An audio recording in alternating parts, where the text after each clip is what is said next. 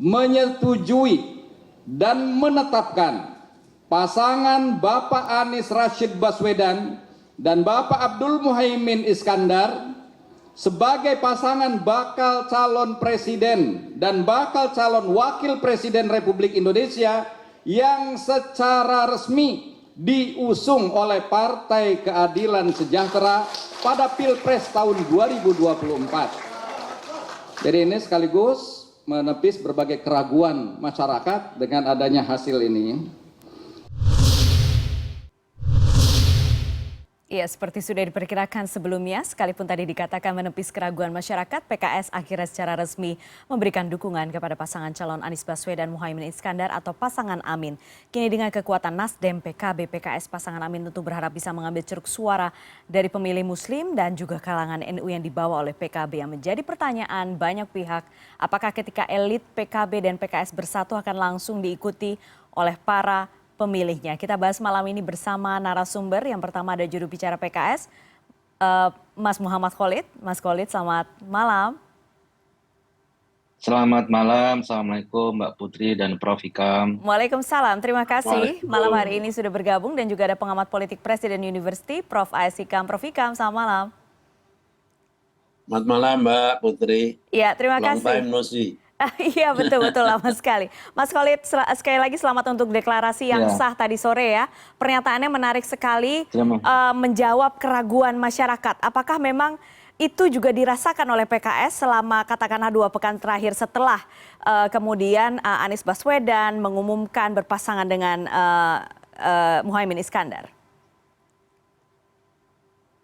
Ya, tadi Presiden Partai Keadilan Sejahtera Bapak Ahmad Saiku menyampaikan itu untuk menegaskan kepada seluruh keluarga besar, konstituen Partai Keadilan Sejahtera yang terutama ya, dan kepada seluruh masyarakat Indonesia terkait konfirmasi dan final statement ya dari Partai Keadilan Sejahtera untuk dukungan kepada Anies Rashid Baswedan dan Gus Muhaimin.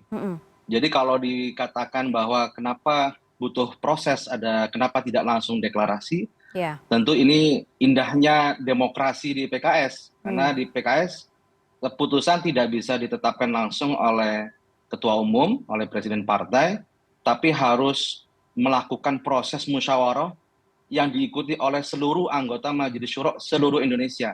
Jadi hari ini seluruh anggota Majelis Syuro dari seluruh Indonesia hadir di DPP PKS dan menyampaikan pandangannya masing-masing. Karena itulah demokrasi yang difahami oleh PKS, dan alhamdulillah ketika seluruh anggota Majelis Syuro itu menyampaikan pandangannya dan laporan dari Presiden PKS juga disampaikan, akhirnya terjadi sebuah konsensus, terjadi sebuah mufakat, dan inilah menjadi sebuah keberkahan. Kalau dalam Islam, keputusan diambil dengan syuro itu akan mendatangkan keberkahan. Insya Allah ini menjadi keberkahan sebagai keputusan bersama dari Partai Keadilan Sejahtera. Oke, begitu Mbak Putri. Suara bulat di elit, apakah juga yakin masih bulat di bawah? Karena begini, Litbang Kompas melakukan survei di Agustus kemarin, belum terlalu lama. PKS termasuk salah satu partai yang straight ticket voting ya. Jadi partainya 52% lebih akan mendukung Anies Baswedan. Jika kemudian sekarang dilakukan survei yang sama, apakah Anda masih optimis suaranya masih sama seperti itu atau berkurang malah ketika setelah berpasangan dengan Muhaimin Iskandar? Justru musyawarah hari ini itu menegaskan hal tersebut. Ada jeda waktu dari proses penentuan deklarasi Anies Muhaimin. Ya, kami satu ingin mendengar langsung dari perwakilan Majelis Syuro seluruh Indonesia, itu yang pertama. Kita ingin mengkonfirmasi hal tersebut. Yang kedua, kami juga mencoba mencari masukan-masukan dari tokoh masyarakat, tokoh bangsa, tokoh agama, dan tokoh-tokoh yang paling berpengaruh yang menurut kami ingin dengarkan pendapatnya. Sehingga proses itu menjadi kita lebih mantap hati kita untuk menetapkan keputusan. Jadi proses di internal jalan, proses untuk mendapat masukan dari tokoh-tokoh bangsa, tokoh masyarakat, dan tokoh agama juga berjalan. Sehingga tadi disampaikanlah pada satu keputusan bahwa Anies Muhaimin menjadi usungan resmi dari PKS. Ya, di internal PKS-nya mantap dan yakin begitu ya, Mas Khalid. Saya ke Prof. Hikam sekarang. Ya, Prof. insya Hikam, Allah. ya Prof. Hikam, tapi kita lihat, Ya. kita tahu banyak kemudian yang bersuara di luar sana. Ada juga hasil survei yang juga sudah dimunculkan, tapi perbedaan karakter pemilih antara PKB dan PKS ini bisa jadi kekuatan, bisa juga jadi hambatan. Prof. Hikam melihatnya di sini sekarang bagaimana? Ya, saya pikir ini adalah satu terobosan ya, walaupun tidak bisa dikatakan terobosan yang radikal atau yang fundamental. Kenapa? Karena kerjasama partai PKB dengan partai PKS itu sebetulnya sudah berkali-kali. Bahkan kalau saya mengkut apa kata Wakil Ketua Majelis Syuro, Pak Yai Hidayat Nur Wahid misalnya dari PKS mengatakan tidak kurang dari 40 kali kerjasama dalam pilkada antara dua partai itu. Belum lagi kalau kita lihat juga bahwa generasi pemimpin di PKS ini sekarang mulai mengalami pergeseran karena ada beberapa juga tokoh-tokoh yang mempunyai background Nahdlatul Ulama. Jadi kalau kita lihat dari dua indikator ini aja, kita tidak bisa menganggap ini sebagai sesuatu yang terobosan yang radikal. Namun justru karena dia tidak radikal ini malah tinggal meneruskan. Nah, ini pekerjaan yang memang berbeda seperti kata Mbak Putri, karena base-nya itu beda antara PKS dengan PKB. Kalau PKS itu kan anak muda, kemudian kelas urban ya, kelas menengah urban ya, dan kemudian mereka tidak berbasis pada gerakan yang seperti Nahdlatul Ulama yang dimiliki oleh PKB yang sangat plural. Nah, sementara PKB ya walaupun semakin ke sini semakin urban juga, tetapi tetap mayoritas ada di bawah. Sehingga cara melakukan kampanye atau melakukan mobilisasi dukungan jelas berbeda, dan ini merupakan challenge atau tantangan tersendiri, tapi ini exciting karena orang tidak menyangka bahwa sebetulnya ada terjadi gerakan untuk saling mendekati antara PKS dan PKB. Karena apa? Yang pertama karena pimpinan yang lebih muda.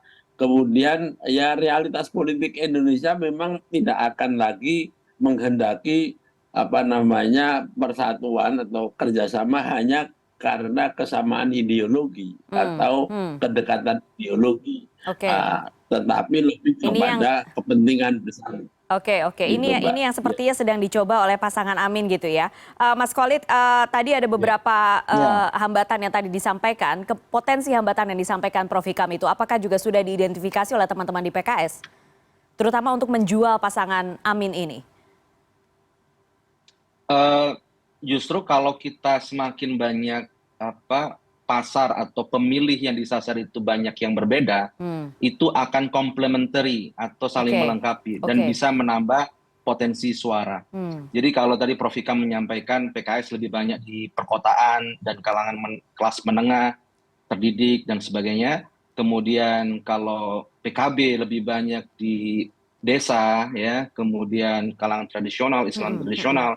Nah, di sini bagi tugasnya lebih mudah gitu karena punya strength atau kekuatan masing-masing dari basis pemilihnya masing-masing. Seperti itu. Misal kalau PKS di Banten, Jakarta, Jawa Barat gitu ya, di beberapa kota-kota penting seperti Bandung, Depok gitu ya, di beberapa kota yang cukup signifikan suaranya itu menjadi basis-basis kemenangan Amin atau Anies Muhaimin. Nah, kalau nanti PKB bisa di beberapa basis seperti Jawa Timur ya, yang cukup kuat di sana, sehingga ini saya pikir akan menjadi kerjasama yang indah ya. Ini terobosan tadi apa yang disampaikan oleh Pak Hikam gitu. Oke, baik. Ya, gimana Mbak Putri? Iya, saya ke Prof. Hikam. Prof. Hikam, kita tahu dan banyak juga disampaikan bahwa pertempuran Pilpres 2024 itu disebut-sebut berada di Jawa Timur. Itu base-nya tadi disampaikan oleh Mas Khalid sebenarnya bisa diolah dengan sebaiknya PKB bisa mengolah itu dengan baik. Tapi kalau misalnya kita lihat dari pemilih PKB yang pada bulan lalu mau memilih Anies Baswedan itu hanya di bawah 10%, hanya 6% yang memilih Anies Baswedan. Berarti PR-nya sekarang besar itu di PKB atau Anda melihat bagaimana, Prof? Untuk pasangan ini? Ya bisa demikian, tapi kan bisa share. Karena tadi saya mengatakan bahwa PKS pun mulai mendekati konstituen yang tradisional itu ke NU. Nah, kita belum menghitung Nasdem. Mbak Putri juga harus membuka diri bahwa konstituen Nasdem itu yang berlatar belakang NU juga cukup banyak, bahkan kuat. Ya. Oleh karena itu juga harus dianggap sebagai satu uncharted territory yang mesti digarap oleh PKS maupun oleh PKB. Nah itu menurut saya kira satu talent. Dan kalau menurut saya ya baik PKS maupun PKB itu terutama PKS dalam hal ini itu berpikirnya beyond election presidential election. Saya kira akan lebih ke sana, dan ini kerjasama antara PKB dan PKS itu kalau saya ya melihatnya lebih menguntungkan PKS sebetulnya. Lebih menguntungkan karena PKS. Kemudian iya, karena kemudian upaya-upaya untuk penetrasi ke wilayah-wilayah tradisional PKB juga sekarang ini juga makin akan terbuka. Jadi tidak sebaliknya, kalau bagi PKB untuk masuk pada jaringan PKS itu agak sulit karena PKS memiliki ciri khas sebagai partai kader yang solid. Ya kita lihat aja nanti tadi ya. Dan untuk menentukan wapres aja, cawapres yang padahal semua orang juga sudah tahu PKS tidak akan mempunyai banyak pilihan. Itu pun PKS masih menggunakan prosedural yang biasanya di partai-partai lain tidak terlalu dianggap sebagai satu yang sakral atau serius.